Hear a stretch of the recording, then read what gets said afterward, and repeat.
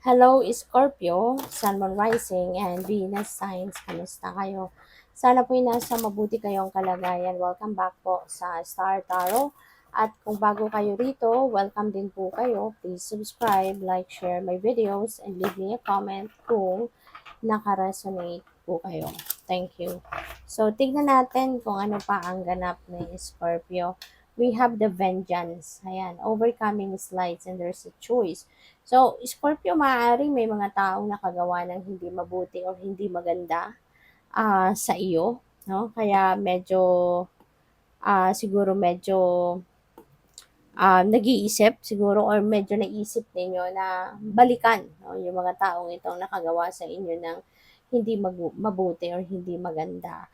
But mabait kayo eh, no? You have a beautiful heart. You have a good heart. Kaya despite that, parang kayo din mismo yung umaatras, no, sa una ninyong naisip, sa initial reaction siguro ninyo, kayo din naman yung bumara sa sarili ninyo na parang, teka lang, hindi ko to magagawa, 'di ba? Na ginawan ka ng masama, gagawan mo din sila ng masama, 'di ba? Parang hindi mo rin kayang gawin yon. Kaya feeling ko dito, you're going to make a hard choice at papabayaan mo na lang yun.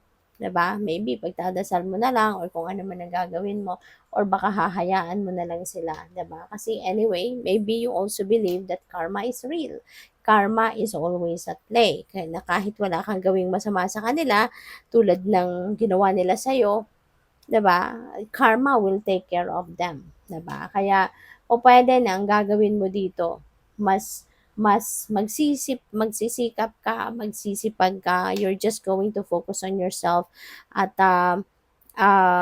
sisikapin mong mas magtagumpay ka pa sa buhay, sisikapin mong mas umangat ka pa sa buhay, 'di ba? Papatunayan mo sa kanila, 'di ba, na eto ka, isa kang matagumpay na tao despite na pang pang kung ano man ang ginawa nilang hindi maganda sa iyo, 'di ba? Babangon ka at ipapakita mo sa kanila na you are a successful person, no? Kasi nga 'di ba, merong kasabihan na success is the best revenge, 'di ba? Kapag ikaw ginawa ng masama ng ibang tao, siniraan ka or whatever, no, in whatever way na na sinaktan ka nila, 'di ba? Tapos nagsipag, nagtiyaga ka hanggang sa marating mo yung tugatog ng tagumpay. Tapos nandoon ka na sa taas at tinitignan mo yung mga nakapanakit ng inyong damdamin in the past, nandoon pa rin sila sa kinalalagyan nila, nandoon pa rin sila sa baba, tapos ikaw nasa taas na, 'di ba? Parang parang ang laking at sampal yon sa kanila, hindi ba? Na ikaw yung ginawa ng masama pero nasaan ka? 'Di ba? Nandoon ka na sa tugatog ng inyong tagumpay. Kaya indeed, you are going to be uh, you will have experience a better life, 'di ba? Na kahit hindi mo gawan ng masama ang ibang tao, hindi mo bawian in that way, 'di ba? Mas ikaw pa rin ang pagpapalain. So, we have the Smith, overthinking and taking action. Ayan. So, wag ka na mag-overthink. Okay? Wag mo nang hindi hindi masama yung nag-iisip ng nag-iisip pero wag mong sobrahan. Kasi kapag nasobrahan ka naman ng overthinking, minsan lumalabas negative na ang naiisip mo, 'di ba? Kahit hindi naman negatibo ang sitwasyon, nagiging negatibo na lang kasi nasobrahan ka na ng kaka-analyze, kakaisip, 'di ba, hanggang sa narating na yung negatibong ah, thinking, 'di ba? So, simple lang, straightforward lang kung ano ang naiisip mo, sa tingin mo ang dapat gawin, na na-figure out mo na ito ang tama, ito ang dapat gawin, wag mo nang komplikahin, ano? Instead na mag-isip at mag-isip ka pa ng mas malalim ng kung ano pa hanggang sa naging negatibo na, mag-take action ka na lang. 'Di ba? Kung ano na yung nakita mo na dapat mong gawin, na tamang gawin, then go for it, 'di ba? So, wag mo nang komplikahin. So, we have the enchanter, deception and trickery. Mag-iingat kayo. This is a warning para sa'yo, no? Na maaaring may mga tao ditong masama ang ugali. Pardon me with that. Pero, yun, merong mga maaaring manloloko sa paligid mo. Maaaring merong mga mambubudol, scammer. Kaya mag-iingat kayo sa kung sino man ang pagkakatiwalaan ninyo sa ngayon. Okay? Ah, malakas ang iyong radar, no? Among all signs, lagi ko ito sinasabi sa inyo, Scorpio, na you have the most powerful intuitive abilities, no? Napakalakas ng inyong radar.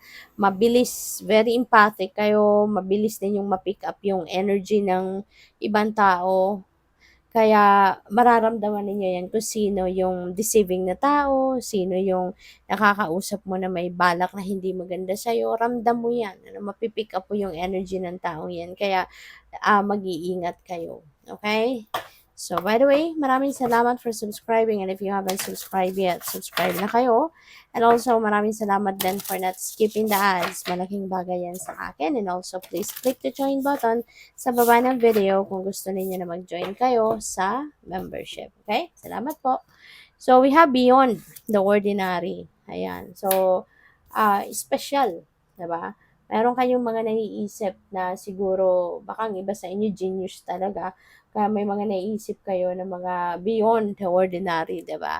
May mga naiisip kayo, nagkakaroon kayo ng mga idea na gusto ninyong gawin, gusto ninyong i-apply sa buhay ninyo na hindi siya normal or hindi siya ordinaryo, hindi siya madalas na nakikita mo or hindi siya madalas na nai-experience. So, for whatever that is, kung nagra-resonate ito sa inyo, then yun. So, alam nyo na yun kung ano yung mga bagay na yan naiisip ninyo. Okay? We have bearing fruit. This is really good kasi po pwede na yung mga pinag-e-effortan ng iba sa inyo dito, makikita mo na nagbubunga na. 'Di ba? Nagkakaroon na ng magandang outcome yung mga effort na binuhos ninyo sa kung ano man, mga bagay-bagay na yan, whether that is in a project, personal project, trabaho, career, negosyo, kung ano man yung effort na binuhos ninyo into something, napakasaya, napakaganda, makikita mo na ngayon na nagbubunga na ang pinagsisikapan mo. Kaya congrats. So, we have let it go. Ayan. So, maaari, no, na yung nakagawa sa iyo ng hindi maganda, 'di ba? You're just going to let it go. Yung parang papalagpasin mo na lang yun, papatawarin mo na lang yun, no? Pwedeng ganon. Or this could be something else. Diba? Yung let it go na to, na energy, this could be something, no, na um, po pwedeng something or someone sa buhay mo na alam mo namang hindi na positibo ang hatid na energy nito sa'yo, maaari na nag-hold on ka pa rin doon. Kaya iniimbitahan ka dito, no, na i-let go mo na yon. I-let go mo na yon. Kasi kung alam mo naman na mabigat na lang or nagpapabigat na lang yan ng puso mo, nagpapabigat na lang yan ng isip mo, nagpapasikip na lang ng isip mo, it doesn't deserve you anymore. 'Di ba?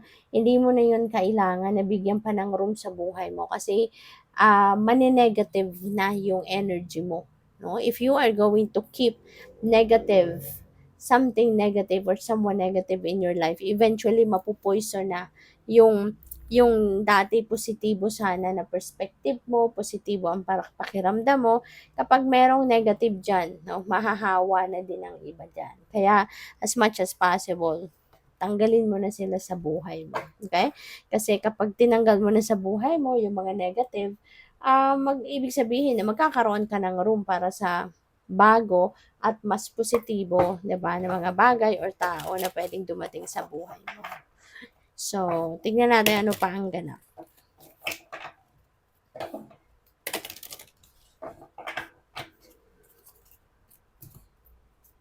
So, we have the Grail Knight. Ayan. So, maaari ng iba sa inyo dito, baka meron kayong papasuking relationship. You know, kung single ka pa. Pero kung meron ka ng karelasyon, maaari you will have more time, no? More quality time, more passion, more romance, 'di ba, na i ipapakita or i-share sa person mo.